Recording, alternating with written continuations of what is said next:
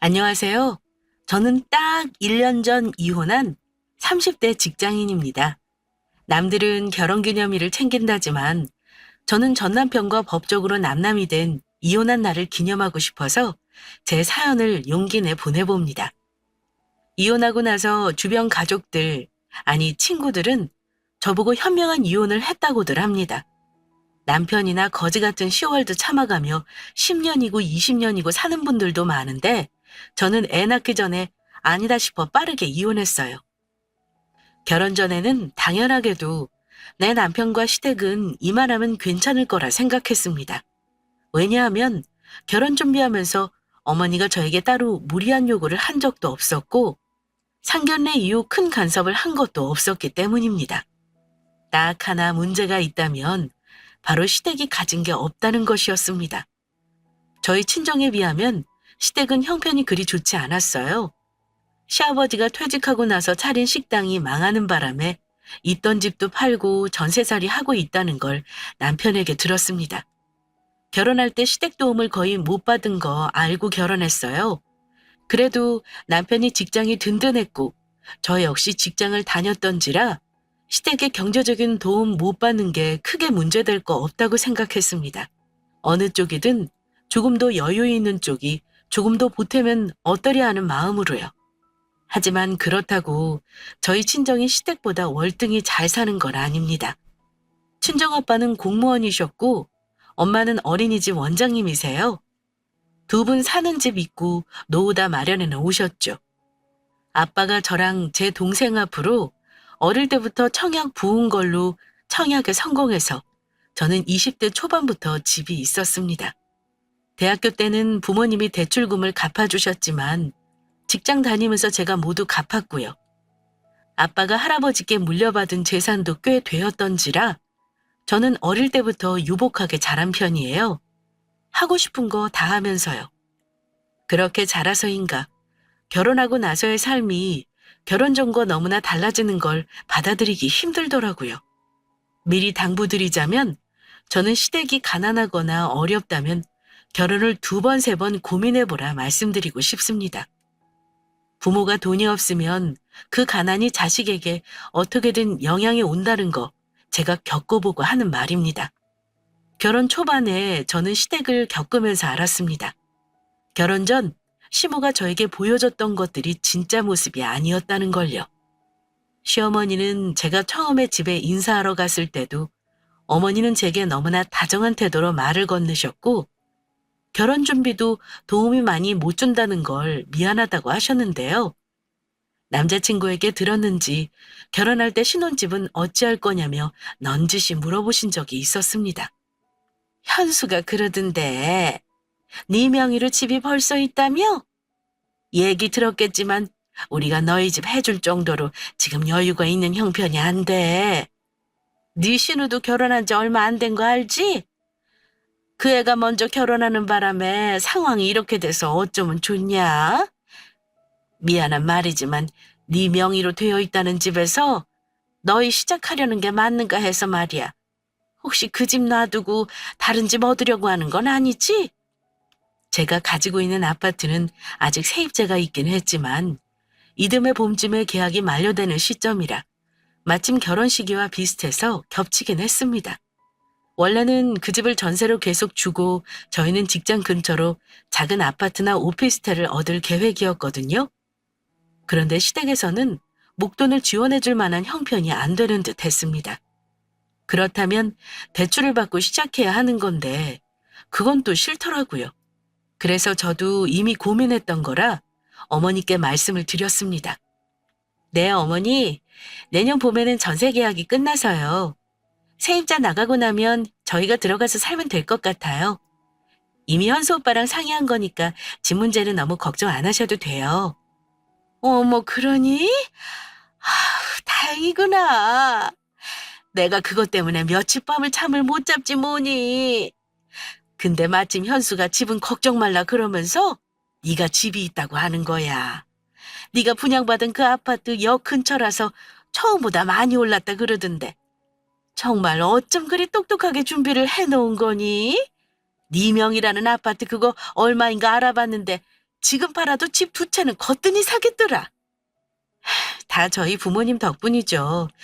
저 어릴 때부터 준비해 주신 거라서요. 어머니는 제가 소유한 아파트에 대해 이미 가격 조사까지 끝내놓으신 듯 했습니다. 그때는 저희 신혼집 문제 때문에 고민을 많이 하셨나 보다 했을 뿐이었는데요. 결혼하고 나서 알게 된 건데 어머니는 제가 가진 집이며 저희 친정 재산에 대해 꿍꿍이가 많으셨던 분이었습니다. 아무튼 그때는 몰랐어요. 시어머니는 눈치 보는 정도까지는 아니지만 거의 저에게 맞춰주셨고 상견례 때도 양가 어르신들 오고 가는 대화에도 문제 없었습니다. 상견례에서 결혼 날짜 잡고 결혼 준비할 때 친정엄마가 딱 한 번 속내를 내비치신 적은 있었습니다. 너희 시댁은 아무리 그래도 아들 장가 보내면서 왜 돈 한 푼도 안 쓰려고 하는 거니? 그 집의 장남이고 첫 혼사인데 너무하지 싶다. 엄마가 많은 거 바라는 거 아니야. 어차피 시댁에서 하는 만큼 우리도 맞춰줘야 하는 거니 간소하게 하면 나도 편하고 좋지. 그래도 집을 우리가 하는데 너 예물이라도 좀 마음에 드는 거 해주셨으면 좋으련만. 엄마 말에 저는 괜찮다고 했지만 엄마 심정 이해 못하는 건 아니었습니다. 엄마는 딸 시집 보내는데 이것저것 못해줘서 안달인데 시어머니는 아들 장가 보내면서 돈 없다는 말만 하시고 너희들이 다 알아서 하라는 게 속상하셨던 모양입니다.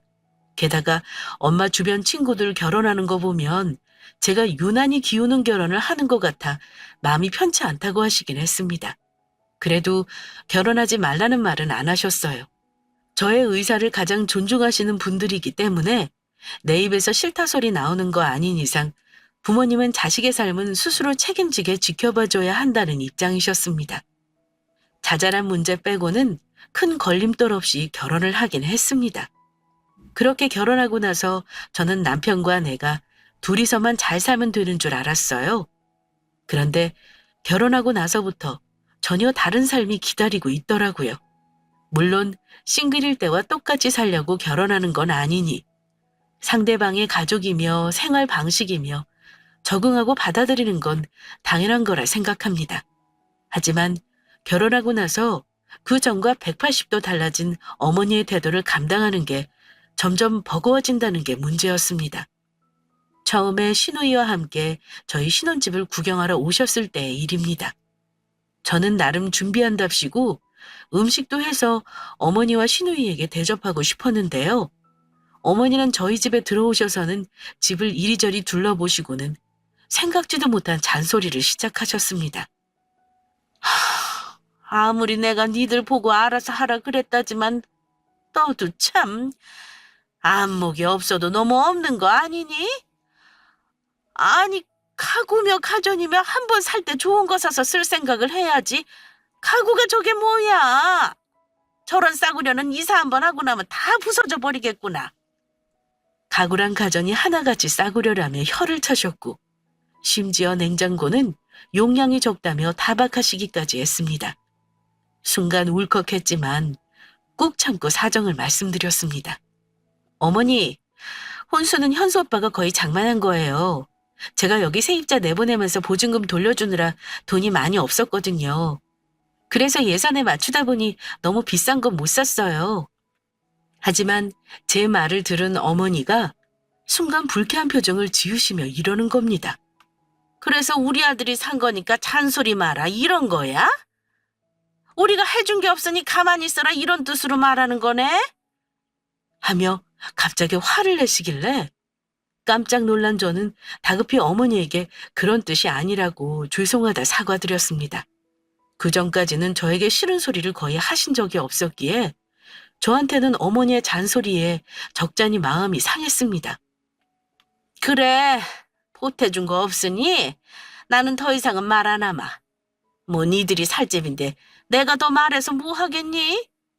그런데 같이 온 시누이와 어머니가 제가 식사 준비를 하는 동안 황당한 대화를 하는 걸 제가 듣고 말았습니다. 엄마, 이 집이 역세권의 초품하래. 분양은 3억대 있는데 지금 9억이 넘더라. 쇠언니 집은 충수도 높아서 더 비싸게 받을 수 있겠는데?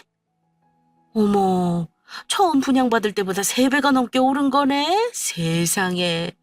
너희도 한 살이라도 젊을 때 이렇게 분양이라도 받아놓을 걸 그랬다. 그렇지? 아우, 엄마. 요즘은 돈 없으면 집도 못 사. 그냥 전세나 월세 살다가 돈 모아 집 사려고 해도 집값이 너무 올라버리니까 더는 못 사는 거지. 암튼 세연이는 정말 똑똑하게 잘해놓은 거네. 오빠가 복 받은 거지 뭐. 아, 나는 언제 내 집 마련하나 몰라. 지긋지긋한 월세살이 벗어날 수는 없을까? 얘는 그걸 말이라고 해? 너도 얼른 집 살 수 있어. 걱정 마. 엄마가 다 생각이 있으니까. 내 집을 두고 자기들이 왜 올랐느니 대화를 나누는 건지 살짝 불쾌했지만 못 들은 척 했습니다. 실제로 그 뒤 대화는 거의 못 듣기도 했고요. 살짝 불쾌하긴 했는데 딱히 다른 사람에게 말하기도 그렇고 해서 그냥 넘겼던 기억이 납니다. 그런데 시댁과 저희 집이 30분 거리로 그리 가까운 편이 아니었는데 어머니가 신혼집에 오가는 일이 자주 있었습니다. 저한테 살림 간섭을 하시거나 자잘한 잔소리를 하는 건 참을 수 있었는데요. 유독 제가 힘들었던 건 시어머니가 은근히 경제적으로 기대는 일이 많다는 거였습니다. 제가 맏며느리인데다 아무래도 아들 하나뿐이고 또 집안 대소사를 다 챙겨야 하다 보니 저한테 의지하시는 부분이 많을 거라는 건 짐작했던 바였습니다. 그런데 결혼 후 첫 명절에 가족들이 다 모인 자리에서 시어머니가 제게 했던 말은 조금 충격적이기까지 했습니다. 이제 너는 우리 가족이 된 거니까 가족들 간에 어려운 일 있으면 서로 돕고 잘 지냈으면 한다. 결혼 전에 현수가 말했는지 모르겠다만 생활비를 받아 쓴 게 있어. 그래서 너희도 이달부터는 부모한테 효도한다 생각하고 매달 50만 원씩 보내주렴. 대뜸 매달 용돈을 달라고 하시는데 당황스러웠지만 일단 알겠다고 말씀드렸습니다. 남편은 당연한 듯 생각했는지 심지어 제가 그래도 100만 원씩 드렸는데 이거 가지고 생활이 되겠어요? 이러는 겁니다. 어머니는 아직 아버지가 돈벌이를 하고 있으니까 상관없다며 그 정도로 양심 없는 시어머니 아니라면서 호탕하게 웃으셨지만 모자간의 그 대화 듣는 내 속은 열불이 터질 지경이었습니다. 아무리 맞벌이를 한다지만 우리가 월에 1,000만 원을 버는 것도 아니고요. 저희 친정에서는 제가 용돈을 드린다고 해도 싫다고 마다하시는 분들이거든요. 그런데 매달 월급 받듯이 50만 원씩이나 되는 돈을 드려야 한다고 생각하니까 너무 화가 나는 겁니다. 집에 돌아와서 남편에게 말했더니 남편이 하는 말이 더 가관이었습니다. 우리가 떼돈 버는 것도 아닌데 어떻게 월 50을 드려? 당신이 결혼하면서 쓴 카드도 아직 갖고 있는 거 어머님이 모르시나? 지금 당장은 조금 힘들다고 조금씩만 드리겠다고 말을 했어야지. 그런 말을 내가 하긴 어렵잖아. 결혼 전에는 내가 100만 원씩 드려도 잘만 살았어. 우리 둘이 그래도 500 넘게 벌면서 어떻게 부모님한테 50만 원도 안 주냐? 어머니도 우리 대출 같은 거 없다는 거 다 아시는데. 그럼 우리 부모님도 똑같이 드리지 그래? 그럼 100만 원 나가는 거네. 이래도 부담 안 가는 금액이야? 오빠는 당연히 오빠네 부모님만 드리면 된다고 생각했나 봐? 우리 부모님은 부모도 아니냐? 야, 그렇게 아까우면 각자 관리해. 내 월급에서 우리 부모님 드릴 테니까 너는 너희 부모님 챙기면 되겠네. 뭐?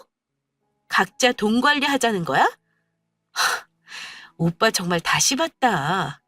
결혼 전에는 나한테 다 맡기겠다더니 그런 문제는 미리 상의도 안 하고 결국 각자 생활하자 이거네? 네가 우리 부모님한테 주는 돈 아까워하니까 그러는 거야. 우리 부모님 내가 돈 안 드리면 제대로 반찬도 못 사드셔.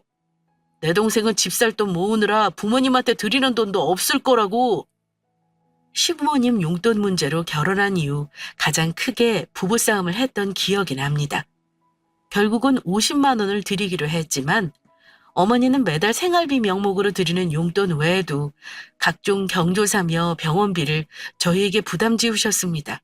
그리고 제일 화가 나는 건 일주일에 한 번 주말에 꼬박꼬박 오셔서는 매번 장을 보러 가자고 하시는 겁니다. 그리고 어머니는 당신 가족들이 일주일치 먹는 부식비를 제가 계산하게 하셨습니다. 처음 몇 번은 저도 넘어갔어요. 그런데 계속 반복되니까 저도 짜증이 나더라고요. 아시겠지만 마트 가서 장 보는 거 얼마 사는 거 없어도 20만 원 넘기는 거 우습잖아요?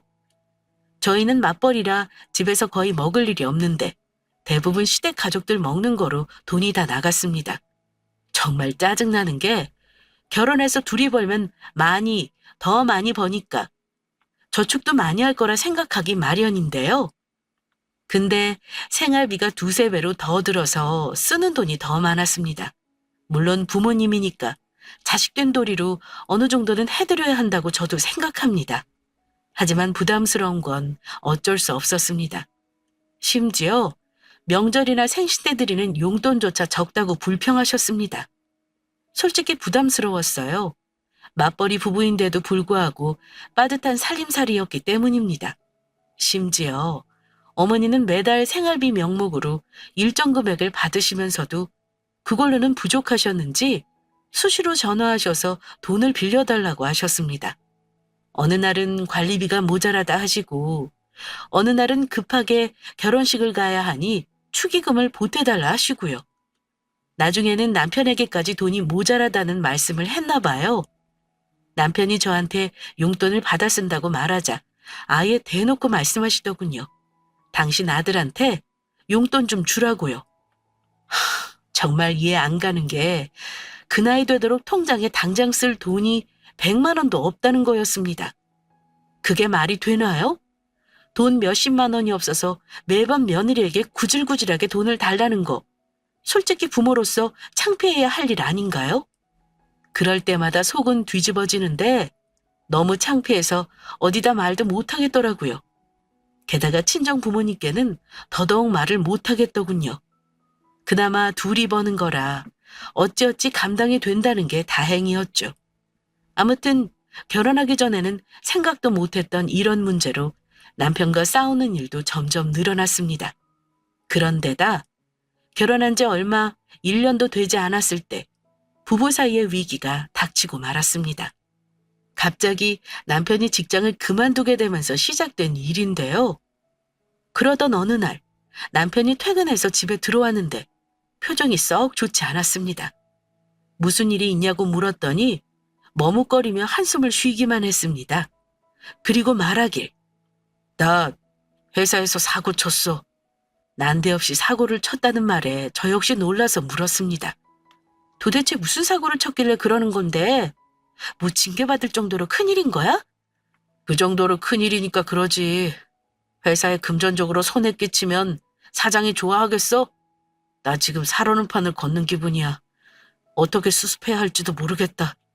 사람이 하는 일인데 실수할 수도 있는 거지. 그런 것도 안 봐주면 그게 무슨 회사야? 막말로 회사 돈 훔치는 것만 아니면 살릴 일 없으니까 너무 걱정하지 마. 남편은 제 말을 듣고는 별다른 말도 없이 땅이 꺼져라 한숨을 쉬었습니다. 그 후로도 몇 날 며칠을 걱정을 하더니 얼마 지나지 않아 제게 청천벽력 같은 말을 하더군요. 다니던 회사에서 해고 통보를 받았다는 겁니다. 그것도 사장님한테 직접 들은 게 아니라 인사 담당 직원으로부터 전해 들었다고 하네요. 사연은 업무상 과실이었습니다. 그제야 자초지종을 들어보니 기가 막혔습니다. 남편은 회계부서였는데 회사 돈을 가지고 몇 번 장난을 친 모양이더라고요. 처음 몇 번은 자기가 메꿔 놓았다가 나중에 거래처야 줘야 할 돈이 비는 걸 이상하게 생각한 다른 직원이 감사부서에 남편을 신고했다는 겁니다. 이미 일은 벌어졌고 회사에서는 남편에게 구상권 청구까지 했다는 걸 뒤늦게 알았습니다. 저한테는 창피해서 말을 안 했던 거죠. 설마 하니 겁대가리 없이 회사 돈 가지고 장난을 친 줄은 몰랐습니다. 고작해야 업무 실적을 못 채웠다거나 이런 사소한 실수인 줄 알았어요. 사고 쳐서 나오면 퇴직금도 다 못 받는 거 아시나요? 남편은 몇 천만 원 되는 돈을 회사에 그대로 반납하고 정말 땡전 한 푼 없이 퇴사했습니다. 그나마 다행인 건 그 와중에 회사로부터 해고당하고 형사고소는 면했다는 거였습니다. 하지만 저는 남편이 실직했다는 사실이 하늘이 무너지는 기분이었습니다. 게다가 그런 짓을 한 남편에게 인간적으로도 너무나 실망스러웠습니다. 남편의 실직 후 한동안 집안 분위기는 살얼음판 같았습니다. 서로 눈치 보느라 대화조차 제대로 나누지는 못했어요. 저는 저대로 남편이 너무 꼴보기 싫었습니다. 하지만 그렇다고 넋놓고 있을 수만은 없었죠. 일단 모아둔 돈이라도 있어서 다행이었지만 앞으로 어떻게 살아야 할지 막막했습니다. 그런데 가뜩이나 화나는 거 참고 있는 제게 남편이 이러더라고요. 내가 조만간 재취업 준비할 테니까 너무 걱정하지 마. 그리고 부탁 하나만 하자. 우리 부모님한테는 나 재취업할 때까지 비밀로 해주라. 부모님 아시면 걱정하실 텐데 말해봤자 좋을 거 없어. 장인 장모한테도 당분간은 비밀로 해줘. 그 말 듣는데 솔직히 기막혔습니다. 우리 부모님한테까지 말하지 말라는 건 본인이 쪽팔려서 말하지 말라는 거지 부모 걱정해서 말하지 말라는 거겠습니까? 이런 큰일을 왜 가족들한테 쉬쉬해야 하는 거야? 당신 잘못을 감추고 싶은 모양인데 웃기지 마. 나는 부모님한테 바로 말할 생각이었어. 당장 다음 달부터 내가 버는 돈으로만 먹고 살아야 하는데 지금 나가는 돈 생각해봐. 내 월급으로 도저히 감당 못해. 그리고 부모님도 당연히 아셔야지. 당신이 잘못해서 그렇게 된 거잖아. 내가 왜 거짓말을 해야 해? 당신 이게 얼마나 큰일인 줄 아직 파악을 못하나 본데 이런 일은 이혼까지 생각할 일이라는 거 몰라? 우리가 뭐 망하기라도 했어? 남편이 직장에서 잘렸다고 이혼하겠다는 마누라가 세상에 어딨냐? 어쨌든 우리 부모님한테는 내가 말할 테니까 그전까지 당신은 모른 척해. 우리 부모님한테는 내가 말할 거야. 당신 부모님은 알아서 해. 그리고 어머니 용돈은 내 돈으로는 못 주겠으니까 그렇게 알아. 딱 몇 달만 당신이 좀 드려. 내가 어떻게든 재취업 빨리 할 테니까 그거 하나만 부탁 좀 하자. 물론 부부가 서로 힘들 때 힘이 돼줘야 한다는 건 압니다. 사람 힘으로 어쩔 수 없는 일로 닥친 나쁜 일이라면 어떻게든 서로 힘합쳐 헤쳐나가는 게 맞죠. 하지만 남편이 잘못인 줄 알면서도 그런 짓을 해서 회사에 잘렸다는 게 저로서는 용납이 안 되더라고요. 우리 부부 상황이 그런 줄도 모르고 시모는 꼬박꼬박 용돈 받을 날만 되면 돈 넣었냐며 문자를 보냈습니다. 시어머니에게 당장 우리 사정을 말하려고 했었는데 남편이 딱 몇 달만 참아달라길래 울며 겨자 먹기로 저는 용돈을 보내드릴 수밖에 없었습니다. 남편 실직 후 저 혼자 외벌이 하다 보니 생활비 부담이 만만치 않았습니다. 당연히 매달 용돈 챙겨드리는 것도 버거웠고요. 물론 형편이 넉넉했다면 부모님께 드리는 돈 아깝게 생각 안 하고 기꺼이 도와드렸겠지만 빠듯한 살림에 여유가 없었습니다. 상황이 이렇다 보니 자연히 친정 부모님께 의지할 수밖에 없었습니다.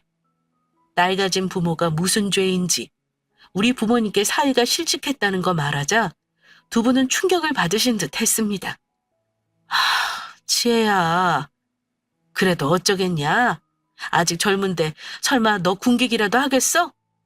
다른 데 취직할 때까지는 힘들어도 네가 조금 이해해주고 참아야지.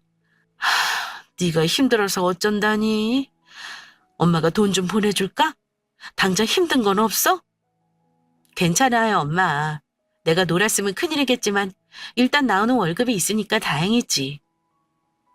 이서방, 이 나쁜 놈이 남의 귀한 딸 데려가서는 왜 이런 마음고생을 시킨다니? 엄마가 속상해 죽겠다. 혹시 엄마 도움 필요하면 말해. 알았지? 차마 부모님께 돈 얘기는 할 수 없었는데도 어찌 내 사정을 그리 잘하시는 건지 제 통장으로 1,000만 원을 붙여주시기까지 했습니다. 당분간 급한 대로 쓸 곳 있으면 써라. 더 필요하면 말해. 네가 엄마한테 돈 달라는 말 못하는 거 엄마도 안다. 힘든 일도 시간 지나면 다 해결되는 거야. 그래도 혹시 못 견딜 정도로 너 힘들게 하는 일이 있으면 굳이 참을 필요는 없어. 알겠지? 엄마 말 들으니 눈물이 다 나더라고요. 다행히 엄마 아빠께서는 딸 자식 고생한다며 반찬이며 먹을거리며 이것저것 아낌없이 지원해 주셨습니다. 감사한 마음이야 이로 말할 수 없지만 죄송스런 마음이 드는 건 어쩔 수 없었습니다. 게다가 그 와중에도 자기 아들이 백수가 된 줄도 모르고 눈치 없는 행동을 하는 시모와 시누이 때문에 제 속은 말이 아니었습니다. 남편은 실직 후 석 달이 넘도록 아르바이트는커녕 PC방에 틀어박혀 게임만 하며 시간을 보내고 있더라고요. 남편이 미우면 시댁 식구들도 다 보기 싫은 법이라는데 정말 그렇더라고요. 밥 먹으러 오라는 것도 싫었고 반찬 갖다 주러 저희 집에 온다는 것도 너무 싫었습니다. 그러다 한 번은 어쩔 수 없이 시댁 식구들과 저녁을 먹고 있는데 집에 가려는 저를 시어머니가 붙잡으시더라고요. 예, 내가 할 말이 있어서 오늘 너희 오라고 했어. 잠깐 얘기 좀 하자꾸나. 저는 혹시 어머니가 우리 부부 사이에 안 좋은 걸 눈치채셨나 했습니다. 여참은 오늘 남편 일을 말씀드려야겠다 마음을 먹었죠. 그런데 어머니가 제게 하시는 말은 제가 전혀 예상도 못했던 내용이었습니다. 그 말 듣고 열받은 저는 그날 시댁을 완전히 뒤집어 엎어버렸죠. 너 우리 현주 월세살이 하는 거 알지? 근데 이사 갈 때가 돼서 전세를 알아보는데 전세값도 턱없이 모자라서 마음고생이 많더라. 요즘 집값은 계속 오르고 이대로 있다가는 영영 집을 못 살 것 같아서 내가 생각을 많이 해봤어. 고민 많이 하고 하는 말이니까 내 말 거역하지 말고 따라줬으면 하는구나. 뜬금없는 시누이 월세살이 얘기는 왜 하나 싶었습니다. 어리둥절한 얼굴로 앉아있는데 어머니가 하시는 말씀이 너네 아파트 말이다. 그걸 좀 팔았으면 해. 그 아파트 많이 올랐잖아. 아파트 값이라는 게 천년만년 계속 오르는 게 아니야. 엄마 생각에는 지금 이 가격이 아무래도 꼭지 같구나. 지금 파는 게 현명한 거야. 너 대출도 없다며? 그거 팔면 다 돈으로 남는 거잖아.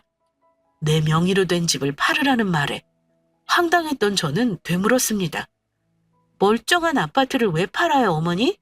그거 저희 부모님이 해주신 거고 저는 앞으로 10년간은 팔 생각 없어요. 정색하며 말하자 어머니 얼굴이 아까와는 달리 차갑게 굳는 겁니다. 내가 괜히 하는 말 아니야. 실은 네 시누이 말이야. 언제까지 월세살이 하는 거 봐야 할지 내가 마음이 힘들어서 그런다. 네 아파트 팔아서 너희는 아파트 작은 거 하나 대출 껴서 사고 네 시누이 집 사는데 돈을 좀 보태줘. 네? 제 아파트 팔아서 아가씨 집 사는 거에 보태라는 말씀이세요, 어머니? 그 집 제 거예요. 제가 왜 그 집 팔아서 다른 집으로 이사를 가야 해요? 저는 싫어요. 팔 생각 없어요. 그것 때문에 얘기하자고 하신 거면 저는 더 할 말 없어요. 정말 황당하게도 제 집을 팔아서 시누이 집 사는 거에 보태달라는 말을 하는 겁니다. 시댁 근처에 사는 시누이가 이사를 가야 하는데 전세금이 부족하다는 말을 하며 이참에 집을 사는 게 좋겠다는 겁니다. 게다가 시누이 대출금 일부도 갚아달라는 어처구니 없는 요구까지 하셨습니다. 아, 누가 그냥 네 돈을 마구잡이로 탈라니? 일단 보태주면 살면서 지들이 갚는다잖아. 너는 3배나 오른 아파트 파는 건데 손해보는 장사도 아니면서 가족 도와주는 일에 뭐 그리 정색을 하고 있냐? 나중에 돌려받을 수 있으니 손해보는 장사는 아닐 거다. 너는 시누이가 저렇게 월세 사는 게 불쌍하지도 않니? 하시며 못마땅해 하셨습니다. 아니요, 어머니. 저는 싫어요. 아파트 팔아서 상급지로 가는 것도 아니고 제가 왜 그래야 해요? 어머니가 무슨 권리로 저한테 집 팔라고 강요하세요? 내가 왜 권리가 없어? 우리 아들도 같이 사는 집인데 나중에 그 집 팔아서 다른 데 이사 가면 우리 아들도 대출 같이 갚을 거 아니냐? 그럼 내 아들도 당연히 권리가 있는 거야. 그 말 듣는데 그동안 참고 있던 화가 순간적으로 확 솟구치더라고요. 어머니, 저 결혼할 때 도와준 거 하나 없으면서 저한테 그런 요구하는 거 창피하지 않으세요? 결혼해서 1년 동안 매달 용돈에 어머니 장 보는 거 비용에 병원비까지 매번 제가 다 대드렸잖아요. 근데 제 집까지 탐내는 거 정말 과하다는 생각이 드네요. 그만 좀 하세요. 참다 못해 맺혀있던 말을 했는데 어머니가 제 말을 듣더니 자존심이 상했던 모양입니다. 갑자기 벌떡 일어나기까지 하시며 이러는 겁니다. 아무튼 나는 분명히 말했다. 너 집 팔아서 온 가족이 행복해지는 길인데 그렇게 고집 부리지 마. 정 싫다면 내 아들하고 살 이유가 있니? 우리 집 사정 나 몰라라는 며느리 나도 필요 없어. 그럴 거면 차라리 내 아들하고 이혼해라. 어머니는 아마 자기 뜻을 이룰 마지막 카드로 이혼이라는 말을 꺼내신 듯 했지만 저는 어머니 입에서 나온 이혼이란 단어를 듣자마자 옳다구나 싶었습니다. 네? 이혼이요? 그깟 거 하고 말죠. 저도 마침 이놈의 집구석에 아주 질려버렸거든요. 어머니 말대로 이혼할게요. 저도 더 이상은 못 참겠네요. 뭐, 뭐, 너 지금 뭐라고 했니? 이혼하라면서요. 어머니 말대로 이 집구석에서 며느리 노릇하는 거 사표 내겠다고요. 남편 노릇 못하는 어머니 아들 먹여 살리는 거 힘들거든요. 제가 버는 돈 이 집 갖다 바치는 것도 넌덜머리 나요. 내 아들을 먹여 살린다니? 우리 아들이 너보다 돈도 잘 버는데 너를 먹여 살리는 거지. 어머니는 제가 그동안 보이지 않았던 반응을 보이자 당황한 기색이 역력했습니다. 큰 소리가 나는 게 이상했는지 그때 마침 제 남편이 어머니 방으로 들어오더라고요. 그래서 남편에게 말했습니다. 마침 잘 들어왔네. 당신이 그랬지? 당신 부모한테는 직접 말하겠다고. 지금 말해. 안 그럼 내가 그냥 확 다 불어버릴 거니까. 그러자 남편은 우물쭈물하며 상황 파악을 하려는 듯 했습니다. 너 지금 시댁에서 이게 무슨 버르장머리니? 얘 현수야. 내가 얘한테 너희 집 좀 팔아서 네 동생 사는 집 그 보태달라고 했다. 그게 무슨 큰 잘못이라도 된다니? 엄마가 그냥 달라는 것도 아닌데 그냥 펄쩍 뛰면서 싫다고 하는구나. 네 집사람 좀 데려가서 말 좀 잘해봐. 아이, 엄마. 저한테 미리 귀뜸이라도 해주시지. 이 사람한테 그런 얘기를 왜 해요? 너도 네 마누라랑 같은 생각인 거냐? 어머니가 노발대발하길래 제가 그랬습니다. 당신 어머니한테 말 안 하겠다는 거야? 좋아. 그럼 내가 할게. 어머니 아까 이혼하라고 하셨잖아요. 저 이 인간이랑 이혼하려고요. 저는 집에서 놀고 먹는 사람, 눈 감아줄 만한 대인배가 아니라서요. 어머니 잘난 아들 회사에서 사고치고 잘렸거든요. 지금 제가 먹여 살리고 있고요. 어머니는 그것도 모르고 그동안 저한테 어쩜 그렇게 돈을 알뜰히 받아가셨어요? 제가 그때마다 얼마나 속이 뒤집어졌는 줄 아세요? 어떻게든 이 인간 죄취업할 때까지는 참아보려고 했는데 안 되겠네요. 저한테 함부로 집까지 팔라고 한 건 정말 못 참겠어요. 어머니가 이혼하라고 한 거니 저는 그렇게 하려고요. 당신 아들이 실직했다는 말을 듣더니 어머니는 갑자기 자리에 주저앉으셨습니다. 대체 이게 무슨 말이냐? 현수나 말해봐. 그게 사실이야? 네, 엄마. 내가 재취업하고 나서 말씀드리려고 했어요. 죄송해요. 사정이 좀 있었어요. 그 좋은 직장을 왜 관둬? 너 아주 배가 불렀구나. 어머니는 심지어 아들이 제 발로 직장을 관둔 걸로 오해하시길래 제가 확실히 알려드렸습니다. 이 사람이 제 발로 사표 내고 나왔으면 퇴직금이라도 받았겠죠. 이 사람 회사 돈 가지고 장난치다가 잘렸어요. 그나마 사장님이 좋은 분이라 돈 반납만 받고 고소 면한 거라고요.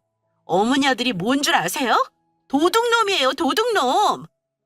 어머니는 쓰러지는 신용을 내며 남편에게 기대더군요. 남편은 거의 울 듯한 얼굴이었습니다. 내 입으로 직접 말할 때까지 좀 기다려달라고 했는데 그걸 못 참고 이렇게 사달을 내냐? 하며 제게 원망의 말을 하길래 제가 그랬습니다. 너 같으면 네 명의 아파트 팔아서 처갓집 싣고 집 사달라고 하면 네 알겠습니다 하고 사주겠어? 정말 당신네 식구 질린다. 어머니가 집 안 팔 거면 당신이랑 이혼하래. 너 당신이랑 이혼할 거야. 아예 여기 온 김에 오늘부터 당신은 여기 있어라. 내 집에 들어올 생각하지 마. 비번 바꿔버릴 거니까. 제가 사납게 쏘아붙이자 그제야 어머니는 조금 수그러든 태도로 제게 말했습니다. 아이, 그건 내가 홧김에 한 말이야. 안 팔면 그만이지 뭘 이혼까지 한다고 그러냐? 어지간히 해라. 이러시길래 어머니나 어지간히 하세요. 말 한 번 뱉으면 주워 담기 힘들다는 거 아셔야죠. 이혼 소송에서 탈탈 털리기 싫으면 협의 이혼하라고 아들한테 얘기나 잘하세요. 저는 마지막으로 그 집 식구들에게 쏘아붙이고 나와버렸습니다. 그날이 이혼 전 시댁에 간 마지막 날이 되었네요. 남편은 제가 허투루 하는 말이 아니라는 걸 알았나 봐요. 정말로 그날 집에 안 들어오더라고요. 제가 이혼까지 통보하고 나왔으니 자기들끼리 작당 모의를 하겠구나 했습니다. 저는 친정엄마에게 그동안의 일을 얘기했습니다. 남편의 실직 사실을 듣고서도 이혼하라는 말보다는 잘 이겨내라는 말을 하셨던 분이었습니다. 그런데 시모가 집을 팔아 시누이 집을 사는데 보태달라고 했다는 말을 하자 엄마는 노발대발하면서 당장 헤어지라고 하더군요. 미친 노인네가 노망이 난 거니? 원, 늙으려면 곱게 늙어야지. 자식들 도움은 주지는 못할 망정 며느리한테 집을 팔라고 해? 아, 얘 안 되겠다. 너 이혼해. 지금 이혼해도 너 손해볼 거 없어. 네가 애가 있어 뭐가 있어. 당장 때려치우고 친정으로 들어와. 엄마, 안 그래도 어머니가 집 안 팔 거면 이혼하라고 하더라.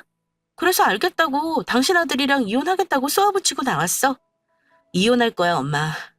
나도 그동안 너무 속 터졌는데 이혼 마음 먹고 나니까 얼른 하고 싶어. 내가 뭐하고 다 참고 살았나 모르겠어. 그 노인네가 집 안 팔면 이혼하라 그러던? 진짜 살다 살다 그렇게 고약스러운 시어머니는 듣도 보도 못했다. 네가 알아서 하겠지만 엄마는 빨리 이혼했으면 한다. 소송하면 엄마가 비용 도와줄 테니까 걱정 말고 해. 엄마는 이혼 소송을 해서라도 그 집 며느리로는 잊지 말라고 하셨습니다. 저도 소송까지 생각했고요. 며칠간 이혼 절차에 대해 이것저것 알아봤는데 코빼기도 안 비치던 인간이 전화를 해서 그러는 겁니다. 내가 어머니한테는 잘 말씀드렸어. 당신 나랑 정말 이혼할 건 아니지? 그러길래 이혼하겠다는 생각은 변함없어. 우리 부모님이 다 아셨고 당장 이혼하래. 안 그러면 당신의 집안 다 뒤엎는다고 하셨어. 소송에서 나한테 위자료까지 주고 끝낼지 협의 이혼으로 둘이 적당히 헤어질지 당신이 선택해. 그러자 한참을 생각하는 듯 하더니 하는 말이 조용히 갈라서자고 하는 겁니다. 정 그러겠다면 당신이 원하는 대로 해. 혹시 그럼 내가 결혼할 때 보탠 돈은 줄 수 있니? 이렇게 쪼잔한 말을 하길래 집에 있는 가구랑 가전 나는 필요 없으니까 당신이 다 팔아서 살림에 보태라. 당신이 보탠 건 그것뿐이잖아. 나도 결혼하면서 쓴 돈 손해본 거 많아. 계산적으로 나온다면 나도 철저히 계산해 줘봐? 한숨을 푹 쉬던 남편 놈은 전화를 끊어버리더라고요. 저는 협의 이혼으로 마음을 굳혔습니다. 어차피 소송해봐야 비용도 들고 혼인기간도 짧아서 위자료도 많지 않을 것 같아서요. 다행히 그 인간이 이혼 못하겠다고 버티지 않는 게 다행이었죠. 그 후 이혼할 때까지 시어머니며 신우 전화는 모조리 받지 않았습니다. 남편을 따로 만나 이혼 서류 도장 받았고요. 법원에서 서류 내려갈 때 한 번 봤는데 아이가 없으니까 숙려기간도 짧더라고요. 나눌 재산도 없었기에 저희 부부는 그야말로 초스피드로 이혼한 셈입니다. 신혼집은 남편 집 다 빼서 시댁으로 보내버렸고 저는 그 집 비우고 친정으로 와버렸어요. 그리고 지금까지 친정인 분당에서 출퇴근하고 있습니다. 짧은 결혼 생활이었지만 느낀 건 많아요. 저는 결혼 전에 나는 부모님한테 손 안 벌리고 내 힘으로 결혼할 거야 라는 말을 입버릇처럼 달고 살던 사람입니다. 하지만 결혼해보니 현실은 달랐습니다. 사랑 하나만 보고 시작했던 연애였지만 결혼하고 남편의 집안 사정이 좋지 않다는 걸 속속들이 알게 된 순간부터는 부부 사이도 점점 멀어지기 시작했으니까요. 시댁 식구들이 경제적으로 아들 내외에게 기대는 건 며느리 입장에서 정말 부담스러운 일이라는 걸 그때서야 알았습니다. 안타까운 말이지만 왜 사람들이 그토록 조건 따지는 건지 실제로 나도 그런 상황 속에서 살아보니 알겠더라고요. 다른 건 몰라도 경제력만큼은 중요하다는 걸 말입니다. 가진 게 없으면 염치까지 없어진다는 거 저는 시댁 식구들 보면서 알았습니다. 만약 아직 미혼인 분이 계시거나 또는 현재 만나고 있는 애인이 없다면 앞으로 결혼할 배우자에 대해서는 경제력과 집안 환경도 반드시 고려하시기 바랍니다. 그리고 정말 신중하게 선택하길 바랍니다. 다른 분들은 혹시라도 나중에 후회하며 저처럼 이혼을 선택하는 일이 없기를 바라며 제 사연은 여기서 마치겠습니다. 감사합니다.